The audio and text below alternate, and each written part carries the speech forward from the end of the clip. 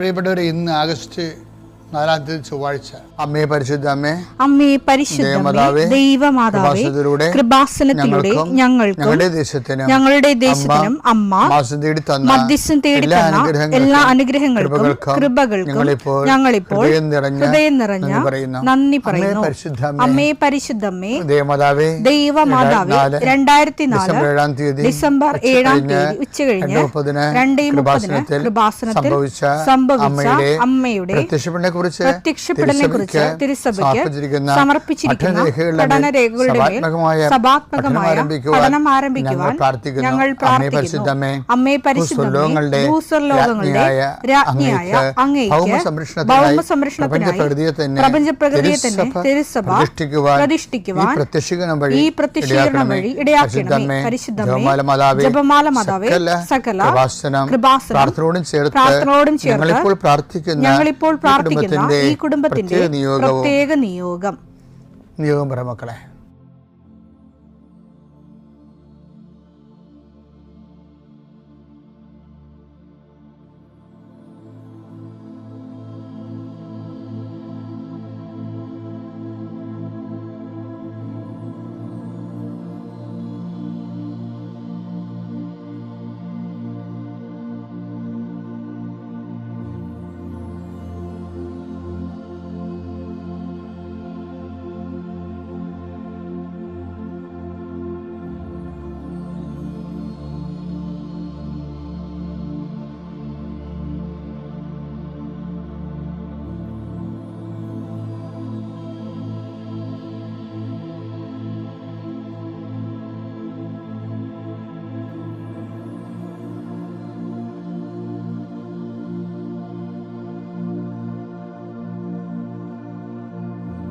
അമ്മയുടെ പ്രത്യക്ഷീകരണത്തിന്റെ ഈ അനുഗ്രഹവേളയിൽ ഞങ്ങൾക്ക് സാധിച്ചു തരുവാൻ കനിയണമേ. ആമേൻ. വിശ്വാസ പ്രമാണം. സർവശക്തനായ പിതാവും ആകാശത്തിന്റെയും ഭൂമിയുടെയും സൃഷ്ടാവുമായ ദൈവത്തിൽ ഞാൻ വിശ്വസിക്കുന്നു. അവിടുത്തെ ഏകപുത്രനും ഞങ്ങളുടെ കർത്താവുമായ ഈശോമിശിഹായിലും ഞാൻ വിശ്വസിക്കുന്നു. ഈ പുത്രൻ പരിശുദ്ധാത്മാവിനാൽ ഗർഭസ്ഥനായി കന്യകാമറിയത്തിൽ നിന്ന് പിറന്ന് പൊന്തിയോസ് പീലാത്തോസിന്റെ കാലത്ത് പീഡകൾ സഹിച്ച് കുരിശിൽ തറയ്ക്കപ്പെട്ട് മരിച്ച് അടക്കപ്പെട്ട് പാതാളങ്ങളിൽ ഇറങ്ങി മരിച്ചവരുടെ ഇടയിൽ നിന്ന് 3-ാം നാൾ ഉയർത്ത് സ്വർഗത്തിലേക്ക് എഴുന്നള്ളി സർവശക്തിയുള്ള പിതാവായ ദൈവത്തിന്റെ വലതുഭാഗത്തിരിക്കുന്നു. അവിടെ നിന്ന് ജീവിക്കുന്നവരെയും മരിച്ചവരെയും വിധിക്കുവാൻ വരുമെന്നും ഞാൻ വിശ്വസിക്കുന്നു. പരിശുദ്ധാത്മാവിലും ഞാൻ വിശ്വസിക്കുന്നു. വിശുദ്ധ കത്തോലിക്കാ സഭയിലും പുണ്യവാന്മാരുടെ ഐക്യത്തിലും പാപങ്ങളുടെ മോചനത്തിലും ശരീരത്തിന്റെ ഉയർപ്പിലും നിത്യമായ ജീവിതത്തിലും ഞാൻ വിശ്വസിക്കുന്നു. ആമേൻ. സുഖസ്ഥനായ ഞങ്ങളുടെ പിതാവേ, അങ്ങയുടെ നാമം പൂജിതമാകണമേ. അങ്ങയുടെ രാജ്യം വരണമേ. അങ്ങയുടെ തിരുമനസ് സ്വർഗത്തിലെ പോലെ ഭൂമിയിലും ആകണമേ.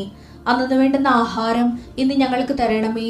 ഞങ്ങളോട് തെറ്റ് ചെയ്യുന്നവരോട് ഞങ്ങൾ ക്ഷമിക്കുന്നത് പോലെ ഞങ്ങളുടെ തെറ്റുകൾ ഞങ്ങളോടും ക്ഷമിക്കണമേ. ഞങ്ങളെ പ്രലോഭനത്തിൽ ഉൾപ്പെടുത്തരുതേ, തിന്മയിൽ ഞങ്ങൾ രക്ഷിക്കണമേ. ആമേൻ. നന്മ നിറഞ്ഞ മറിയമേ, സ്വസ്തി. കർത്താവ് അങ്ങയുടെ കൂടെ സ്ത്രീകളിൽ അങ്ങ് അനുഗ്രഹിക്കപ്പെട്ടവളാകുന്നു. അങ്ങയുടെ ഉദരത്തിൻ ഫലമായി ഈശോ അനുഗ്രഹിക്കപ്പെട്ടവനാകുന്നു. പരിശുദ്ധ മറിയമേ, തമ്പുരാന്റെ അമ്മേ, പാപികളായ ഞങ്ങൾക്ക് വേണ്ടി ഇപ്പോഴും ഞങ്ങളുടെ മരണസമയത്തും തമ്പുരാനോട് അപേക്ഷിക്കണമേ. ആമേൻ. കർത്താവിന്റെ വിശുദ്ധ പൗരോഹിത്യത്തെ മഹത്വപ്പെടുത്തണമേ. കർത്താവെ, സഭയിലുള്ള സാന്നിധ്യം പ്രകടമാക്കണമേ. 40 വർഷം ഞാൻ അർപ്പിച്ച കൃപാനയുടെ യോഗ്യതയാണ്. കൃപാസന അൾത്താറെ ജീവനോടെ പ്രത്യക്ഷപ്പെട്ട പരിശുദ്ധ അമ്മയുടെ മാധ്യസ്ഥത്തിലെ ഞാൻ മക്കളെ ആശീർവദിക്കുന്നു. ആകാശവും ഭൂമിയും സൃഷ്ടിച്ചവനെ, ആകാശത്തിൻ്റെയും ഭൂമിയുടെയും ഭാവമാറ്റങ്ങളെ അതിൻ്റെ വ്യതിചലങ്ങളെ നിയന്ത്രിക്കുകയും കഴുത്തു പോകുന്നവനെ, കടലിനെ ശാസിച്ചുകൊണ്ട് കാറ്റിനോട് അടങ്ങാൻ കൽപ്പിച്ചവനെ, നിൻ്റെ നാമത്തിൽ ഞങ്ങൾ പ്രാർത്ഥിക്കുന്നു. കർത്താവെ, അവിചാരിതവും ആകസ്മികമായ അപകടങ്ങൾ, തൊഴിലുമായി ബന്ധപ്പെട്ട് വരുന്ന അപകടങ്ങൾ, അതെല്ലാം അങ്ങയുടെ മക്കളെ അങ്ങ് പരിപൂർണമായി സംരക്ഷിക്കണമെന്ന് യേശുനാമത്തിൽ പ്രാർത്ഥിക്കുന്നു. കർത്താവ്, അന്ധന് കാഴ്ച നൽകിയവനെ, ചെകിടിന് കേട് നൽകിയവനെ, ഊമ്പന് സംഭാഷണ ശക്തി നൽകിയവനെ, മഹോരോഗ്യപ്പെടുത്തിയവനെ, തളർവാരോഗ്യപ്പെടുത്തവനെ, മരിച്ചവനെ ഉയർപ്പിച്ചവനെ, കർത്താവേ നിൻ്റെ തിരുനാമസ്തുതി പറയുന്നു. ഈ പ്രാർത്ഥന ചെല്ലുന്ന ഇടങ്ങളിലെല്ലാം രോഗികൾ കർത്താവിൻ്റെ നാമത്തിൽ ആശ്വസിക്കുകയും സൗഖ്യമാകുകയും ചെയ്യട്ടെ. കർത്താവെ, സമാധാനമില്ലാത്ത കുടുംബങ്ങൾ, ഭാര്യ ഭർത്താക്കന്മാർ അകന്ന് താമസിക്കുന്നവർ, കർത്താവെ പരസ്പര സ്നേഹമില്ലാതെ കഴിയുന്നവർ, ജീവിതം തന്നെ ഭാരമായി തോന്നുന്നവർ, മനസ്സിന് നിരാശ ജീവിക്കുന്നവർ, തൊഴിൽഭാരമില്ലാത്തവർ, തൊഴിൽഭാരത്തോടെ ജീവിക്കുന്നവർ, കർത്താവെ ഓരോരോ കാര്യങ്ങൾക്ക് വേണ്ടി ആ ലക്ഷ്യം നേടാൻ വേണ്ടി രാത്രിയും പകലും പ്രാർത്ഥിച്ചും ഉടമ്പടി ചെയ്തും ഉടമ്പടി കാര്യങ്ങൾ നിർവഹിച്ചുമൊക്കെ ജീവിച്ചു പോകുന്നവർ, കർത്താവെ അവരെല്ലാം ആശീർവദിക്കണം പ്രാർത്ഥിക്കുന്നു.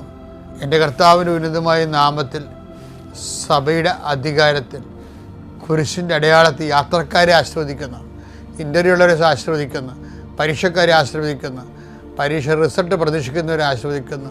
ഉന്നതമായ റിസൾട്ടിനാൽ കർത്താവ് നിന്നെ ആശീർവദിക്കട്ടെ, നിന്നെ അനുഗ്രഹിക്കട്ടെ. ഉപരി പഠനത്തിനും ഉപരി ജോലിക്കും ഉപരി യാത്രയ്ക്കും വേണ്ടിയുള്ള എല്ലാ അനുഗ്രഹങ്ങളും കർത്താവ് നിന്നിൽ വർഷിക്കട്ടെ.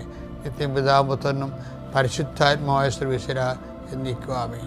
എൻ്റെ പ്രിയരെ, നമ്മൾ ഇന്നലെ കണ്ട വചനത്തിൻ്റെ ഒരു ബി പാർട്ട് നമ്മിന്ന് കാണുകയാണ്. ഇന്നലെ കണ്ടത് അതേപോലെ ആവർത്തിക്കുന്നില്ല, വചനം അതാണ്, പക്ഷേ അതിൻ്റെ സെക്കൻഡ് പാർട്ട് ഇതാണ്.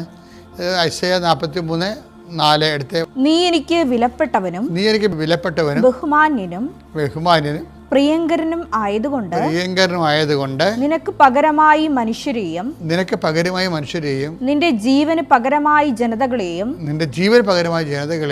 ഞാൻ നൽകുന്നു. ഇത് ഇന്നലെ നമ്മൾ വായിച്ചതാണ്. അപ്പം അതിൻ്റെ അത് ഇന്നലെ ഹൈലൈറ്റ് ചെയ്ത പോയിന്റ് വിലപ്പെട്ടവൻ എന്നുള്ളതാണ്. വിലപ്പെട്ട 2 തരമുണ്ട്. ദൈവം യേശുക്രിസ്തുവിനെ പ്രതി നമ്മളെ വിലയുള്ളവരെ കണ്ടു. രണ്ടാമത്തത്, നമ്മൾ തന്നെ അഗ്നിപരീക്ഷ അതിജീവിക്കുന്ന വിലയേറിയ വിശ്വാസത്തിൻ്റെ ഉടമകളാകുമ്പോൾ നമ്മൾ തന്നെ നമ്മുടെ വാല്യൂ ആഡ് ചെയ്യുന്നത്. ഇന്ന് പറയണത് അതല്ല. അതിൻ്റെ രണ്ടാമത്തെ വാക്കുണ്ട്. എന്താ പറയണത്? നിനക്ക് വിലപ്പെട്ടവനും ബഹുമാന്യതിനുമാണെന്ന്. ഇന്ത്യയിലെ കാസ്റ്റ് സിസ്റ്റത്തിൻ്റെയൊക്കെ അടിസ്ഥാനമായിട്ടുള്ള ഒരു പുസ്തകം മനുസ്മൃതി. അപ്പം മനുസ്മൃതി എഴുതിയപ്പോൾ ബഹുമാനത്തിൻ്റെ അടിസ്ഥാനത്തിൽ എഴുതിയിരിക്കണത്. അത് ബ്രഹ്മാവിൻ്റെ തലേന്ന് ജനിച്ച ആൾക്കാർ ബ്രാഹ്മണന്മാർ, നെഞ്ചിൽ നിന്ന് ജനിച്ച ആൾക്കാർ ക്ഷത്രിയന്മാർ, തൊടിയിൽ നിന്ന് ജനിച്ച ആൾക്കാർ വൈശ്യന്മാർ, കാൽപാദത്തിൽ ജനിച്ച ആൾക്കാർ ശൂദ്രന്മാർ. അപ്പോൾ ഇങ്ങനെ ഒരു ഘടന ഉണ്ടാക്കി വെച്ചപ്പോൾ അതിബഹുമാനാരായി? ബ്രാഹ്മണനായി. മനുസ്മൃതി എഴുതിയതാരാണ്? ബ്രാഹ്മണനാണ്. അപ്പോൾ എന്ത് പ്രോബ്ലം വെച്ച് കഴിഞ്ഞാൽ, മനുഷ്യൻ സ്വയംകൃത ചരിത്രം എന്ന് പറഞ്ഞ പോലെ സ്വയംകൃത ബഹുമാന്യത്തിന് ഒരു മനുസ്മൃതി തന്നെ എഴുതി വച്ചിരിക്കുകയാണ്. മനു ഒരു സ്മൃതി എഴുതി വച്ചിരിക്കുകയാണ്, ഒരു റിട്ടേൺ ട്രഡീഷൻ എഴുതി വച്ചിരിക്കുകയാണ്. അപ്പോൾ സ്മൃതിക്ക് ഓറൽ ട്രഡീഷൻ എന്നാണ് ശരിക്കും പറഞ്ഞ പേര്. അപ്പോൾ അതുകൊണ്ട് കമ്പയർ ചെയ്ത ആൾക്കാർ മനു തന്നെ ഒരാൾ ആയിരിക്കണം നിർബന്ധമൊന്നുമില്ല. പക്ഷേ എന്നാലും സ്മൃതിയുമുണ്ട്, ശ്രുതിയുണ്ട്, പറഞ്ഞ് കേൾക്കണമുണ്ട്, പിന്നെ എഴുതി വച്ചിരിക്കണതുണ്ട്. അപ്പോൾ എഴുതി വച്ചിരിക്കുന്ന സംഭവം തന്നെയാണിത്. അപ്പോൾ എഴുതി വയ്ക്കുന്നതിന് പിന്നിലുള്ള എന്താ സത്യം എന്താണ്? ചിലർക്ക് ഇവിടെ ബഹുമാനം മറ്റുള്ളവരെക്കാൾ വേണമെന്ന് ആഗ്രഹിക്കുന്നു. മനുഷ്യ മനസ്സ് തന്നെയാണ്. മനുസ്മൃതിയിൽ അയാളുടെ രീതിയിൽ ബ്രാഹ്മണരെ ഒന്ന് ഉയർത്തിക്കെട്ടി ബ്രാഹ്മണർ ആണ് ഇവിടുത്തെ ബഹുമാനം അർഹിക്കുന്ന ആൾ എന്ന് കാണിച്ചതേ ഉള്ളൂ ഇന്ത്യയിൽ. അതിപ്പോൾ എത്ര വിപ്ലവങ്ങളൊക്കെ കഴിഞ്ഞാലും ഇപ്പോഴും അത് തന്നെയല്ലേ ഇന്ത്യയുടെ അവസ്ഥ. അതിന് മാറ്റമൊന്നുമില്ല. അത് ആൾക്കാരുടെ ബ്ലഡിൽ കിടക്കുന്നതാണ്. ഇപ്പോൾ ബ്ലഡിൽ കിടക്കുകയാണ്. ഞാൻ എന്താ പറഞ്ഞതെന്ന് വെച്ച് കഴിഞ്ഞാൽ, ഇങ്ങനെ മനുഷ്യൻ സ്വയാർജിതമായിട്ടുണ്ടാക്കുന്ന ബഹുമാനത്തിൻ്റെ സങ്കല്പങ്ങൾ അത് അവൻ്റെ ഒരു സൈക്കോളജിക്കൽ നീഡാണ്, മാനസികമായ ഒരു ആവശ്യമാണ്. അതുകൊണ്ട് മനുഷ്യൻ ഇങ്ങനെയൊന്നുമല്ല, പലതിനും ബഹുമാനം ഉണ്ടാക്കാൻ വേണ്ടി വളരെ സത്യസന്ധമായിട്ട് ഓരോ ശ്രമങ്ങളിലും നടത്തും. ഇപ്പോൾ ഡോക്ടറേറ്റ് കിട്ടിയെങ്കിലും അവർക്കൊരു തൊപ്പിയൊക്കെ വെച്ച് കൊടുക്കുന്നുണ്ട് അവർ. അതെ, മറ്റൊരു തൊപ്പി അതിനെ ആദരിക്കുന്ന ദിവസം അവർക്ക് ഒരു തൊപ്പിയും ഒരു സർട്ടിഫിക്കറ്റൊക്കെ കൊടുക്കും. അത് മനുഷ്യൻ എസ്റ്റീം എന്ന് പറഞ്ഞ സംഭവം മനുഷ്യൻ്റെ മനസ്സിൻ്റെ ഒരു മാനസിക ആവശ്യമാണ്. അത് അവന് കൊടുക്കുന്ന അംഗീകാരമാണ് ശരിക്കും. അതിൻ്റെ അകത്ത് കിട്ടുന്നൊരു ബഹുമാനമുണ്ട്, വിലയുണ്ട്. അത് ലോകം നമുക്ക് നൽകുന്നൊരു വിലയാണ്. എന്തുമാത്രം നിലനിൽക്കുമെന്ന് നമുക്കറിയത്തില്ല. പക്ഷെ ബൈബിൾ പറയണ എപ്പോഴും ദൈവം നമുക്ക് നൽകുന്ന ബഹുമാനം ദൈവത്തിൽ നിന്ന് മേടിക്കാവുന്നതാണ്. സോഷ്യൽ സ്ട്രക്ചർ ക്രിയേറ്റ് ചെയ്തിട്ട് അതിൽ നിന്നൊരു ബഹുമാനത്തിൻ്റെ വരുമാനം ആർജിക്കുന്നതിനുള്ളവർ ദൈവത്തിൻ്റെ മുമ്പിൽ എങ്ങനെ ഒരു ബഹുമാനം, നീ എനിക്ക് ബഹുമാനനാണെന്ന് പറയുമ്പോൾ എന്താ അർത്ഥം?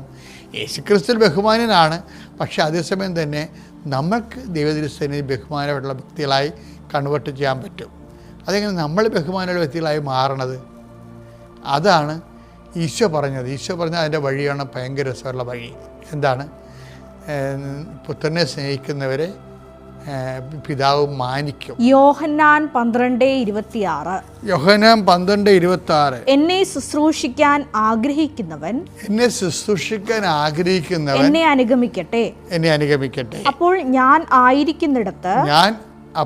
ആയിരിക്കുന്നിടത്ത് എന്റെ ശുശ്രൂഷകനും ആയിരിക്കും. എന്നെ ശുശ്രൂഷിക്കുന്നവനെ പിതാവ് ബഹുമാനിക്കും. എവിടെ നിന്നാണ് ഈ ബഹുമാനം വരണത്? യേശുക്രിസ്തുവിൽ ദൈവം പ്രഖ്യാപിച്ച ഒരു ജനറ്റിക്കലായിട്ട് ഉള്ള, നമ്മൾ സൃഷ്ടിപരമായി ദൈവം യേശുക്രിസ്തുവിനെ കണ്ടുകൊണ്ട് നമ്മളെ സൃഷ്ടിച്ച കാരണം ദൈവത്തിന് നമ്മുടെ ബഹുമാനമുണ്ട്. പുത്രനിലൂടെ കിട്ടുന്ന ബഹുമാനമാണ്. പക്ഷേ നമ്മൾക്ക് സ്വയാർജിതമായി ദൈവത്തിന് ബഹുമാനിതരാകാം. അതെങ്ങനെയാകേണ്ടത്? എന്നെ യോഹന്നാൻ 12:26 എന്നെ ശുശ്രൂഷിക്കുന്നവനെ പിതാവ് ബഹുമാനിക്കും. അതാണ് ബഹുമാനം. അപ്പം നീ എനിക്ക് പ്രിയപ്പെട്ടവനാണ്, ബഹുമാനിതനാണെന്ന് പറയുമ്പോഴേ ദൈവം ബഹുമാനിക്കുന്നൊരു വ്യക്തിയായിട്ട് നമുക്ക് മാറാൻ പറ്റും. എപ്പോഴാണ്? എന്നെ ശുശ്രൂഷിക്കുന്നതിനെ പിതാവ് ബഹുമാനിക്കും. കഴിഞ്ഞ ദിവസങ്ങളിൽ ഒരു ജോൺസൺ ജോസഫ് നല്ലൊരു സാക്ഷ്യമാണ്. അയാൾ ഒരു കമ്പിളി ചാലഞ്ച് എന്ന് പറഞ്ഞൊരു പരിപാടി ഉണ്ടായിരുന്നു. ഡൽഹി തണുത്ത് വിറച്ചൊരു ദിവസം പാവപ്പെട്ടവർ കമ്പിളി മേടിക്കാൻ കാശില്ലാത്തൊരു തണുത്ത് വിറച്ച് മരണതുല്യമായ അവസ്ഥയാണ്. അപ്പം അത് കണ്ട് മനസ്സലിഞ്ഞ് കുറേ മനുഷ്യർ കമ്പിളി ചാലഞ്ച് ഉണ്ടാക്കി. ഇങ്ങനെ വിറച്ച് തല്ലി പൈസ മേടിക്കുക, കമ്പിളി മേടിക്കാൻ കാശില്ലാത്തവർക്ക് വാങ്ങിച്ചു കൊടുക്കണം. അപ്പോൾ ഇത് ഈ ഒരു പദ്ധതി ജോസഫ് ജോൺ കേട്ടപ്പോൾ അയാളെ ഉടമ്പടിയിലുള്ള ആളാണ്. അപ്പോൾ അയാൾ പറഞ്ഞ് കമ്പിളി ചാലഞ്ച് ഞാനുണ്ട്, 5-6 കമ്പിളി ഞാൻ വാങ്ങിച്ചു തരാമെന്ന് പറഞ്ഞു. അന്ന് രാത്രി അയാൾ കമ്പിളി വാങ്ങിച്ചു കൊടുത്തു. വലിയൊരു ഇതാണ് കാര്യം. ഒരു കമ്പിളി പോയിട്ടൊരു മുണ്ട് പഠിക്കാൻ ഇല്ലാത്ത ആൾക്കാരുണ്ട് ഈ ലോകത്ത്. അപ്പോഴെൻ്റെ വിഷയം എന്ന് വെച്ചാൽ അയാൾ വാങ്ങിച്ച ദിവസം അന്ന് രാത്രി അയാളുടെ സ്വപ്നം കണ്ടു. എന്താണ്? ഒരു ഭയങ്കര ഒരു നിലമുള്ള ഒരു ബിൽഡിങ്, അതിൽ ലിഫ്റ്റിൽ ഇയാൾ പോയിക്കൊണ്ടിരിക്കണം. അങ്ങനെ സ്വപ്നമാണ്. പക്ഷേ പിറ്റേ ആഴ്ചയിൽ ഇയാൾ സ്വപ്നത്തിൽ കണ്ട അതേ കമ്പനിയിൽ ഇയാൾക്ക് അപ്പോയിൻമെൻറ്റ് കിട്ടി. അതേ ലിഫ്റ്റിൽ പോയി ഇയാൾക്ക് ജോലിക്ക് ചെയ്യേണ്ട ഒരവസ്ഥ വന്ന് ദൈവം അയാളെ ബഹുമാനിച്ച് അനുസരിക്കും. എന്നെ ശുശ്രൂഷിക്കുന്നവനെ എൻ്റെ പിതാവ് ബഹുമാനിക്കും. അപ്പോൾ ഈ ഉടമ്പടിയിലുണ്ടാകുന്ന ഏറ്റവും വലിയ ഗുണമെന്ന് പറയുന്നത് ശുശ്രൂഷ ഉണ്ട് ഇതിൻ്റെ അകത്ത്. ആതുരാലയത്തിൽ പോകണം അല്ലേ? ചിലക്കർ അമ്മേനെ ആശുപത്രിയിൽ പോയി കണ്ടല്ലേ വീട്ടിൽ വരുമ്പോൾ കാണും, അങ്ങനെ ദൈവത്തിൻ്റെ കണ്ണിൽ പൊടിയിടും. അവർക്ക് ബഹുമാനം വരെ കിട്ടാൻ പോകണം. അവർക്ക് കിട്ടാൻ പോകണ കാര്യത്തെക്കുറിച്ച് ഞാനൊന്നും പറയണില്ല. എന്താ കാര്യം വെച്ച് കഴിഞ്ഞാൽ നിങ്ങളെ ദൈവം ഇകഴ്ത്തു എന്നൊക്കെ സംശയമില്ല. ദൈവത്തിൻ്റെ കണ്ണിൽ പൊടിയിടുകയാണ് നിങ്ങളെ. ചെയ്തെന്ന് കാണിക്കും. അങ്ങനെയല്ല. ഈ മനുഷ്യൻ ഒരു ബന്ധവും സ്വന്തവും അല്ലാത്ത വ്യർത്ഥ തല്ലി എവിടെയോ മരണത്തോട് മല്ലിടുന്നൊരു മനുഷ്യർക്ക് വേണ്ടി അയാൾ ഇവിടെ അറിയത്ത് പോലും ഇല്ല. അവർ ഏജൻസിക്ക് അതിന് വേണ്ടി വർക്ക് ചെയ്യുന്നവർക്ക് പണം കൊടുക്കാനാണ്. ദൈവത്തെ അയാൾ ബഹുമാനിച്ചു ശുശ്രൂഷയിലൂടെ. അപ്പം ദൈവം അയാളെ ബഹുമാനിക്കുകയാണ്. ദൈവം ബഹുമാനിച്ചാൽ നമ്മൾ ബഹുമാനിക്കണ പോലൊന്നുമല്ല. 6 കമ്പിളിപ്പുറപ്പൊന്നുമല്ല. ഒരു 6 ലക്ഷം കമ്പിളിപ്പുറപ്പിൻ്റെ ശമ്പളമായിട്ടാണ് അയാൾ അപ്പോയിൻറ്റ് ചെയ്യണത്. അതാണ് വിഷയം. നിങ്ങൾക്ക് ആ സാക്ഷ്യം കേൾക്കാം. അപ്പം ദൈവത്തിൽ നിന്ന് ശുശ്രൂഷ എന്ന് പറയണത് ഈ ഐസിയായിൽ പറഞ്ഞതുപോലെ നീ എനിക്ക് ബഹുമാനിതനാണ്. കാര്യം നമുക്ക് തന്നെ ദൈവത്തിരുസേനെ ബഹുമാനിയുള്ള വ്യക്തികളായിട്ട് ശുശ്രൂഷ ചെയ്ത് വളരാൻ പറ്റും. അപ്പോൾ നിങ്ങളുടെ ശുശ്രൂഷ ദൈവത്തെ ബഹുമാനിക്കുകയാണെന്നുള്ള കൂടി ഓർമ്മ ഉണ്ടാകണം. പിതാവിൻ്റെയും പുത്രൻ്റെയും പരിശുദ്ധാത്മനാമത്തിലാണ്.